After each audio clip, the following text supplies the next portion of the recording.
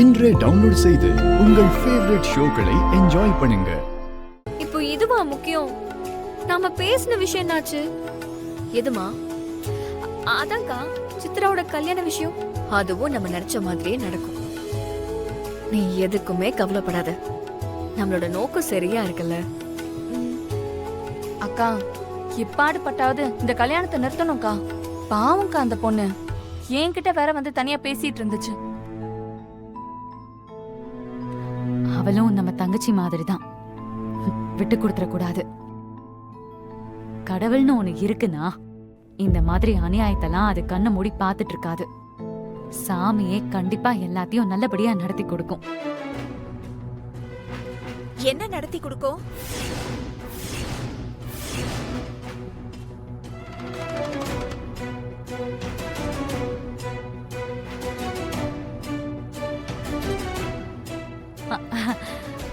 உங்களதான் கேக்குறேன், என்ன நடத்தி கொடுக்கும்?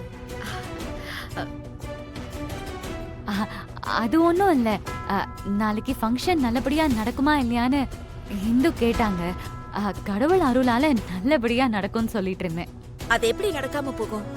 எங்க வீட்டு ஆம்பளைங்க அதெல்லாம் சரியா பாத்துப்பாங்க.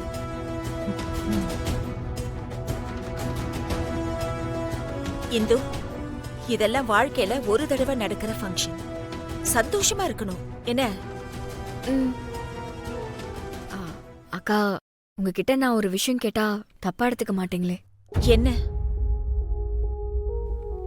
என்னைக்காவது ஒரு நாள் உங்களுக்கு பிடிச்ச மாதிரி வாழணும்னு ஆசைப்பட்டிருக்கீங்களா?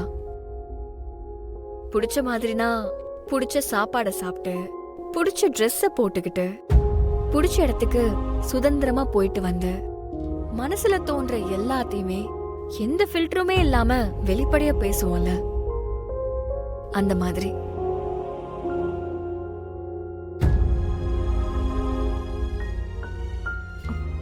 திட்டணும்னா திட்டணும், அழுகிறதுனா அழணும், அடிக்கணும்னா அடிக்கணும்.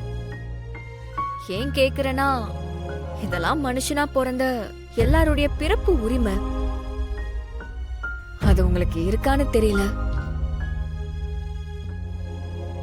அந்த மாதிரி சுதந்திரமா வாழணும்னு உங்களுக்கு ஆசை இருக்கான்னு கேட்டேன்.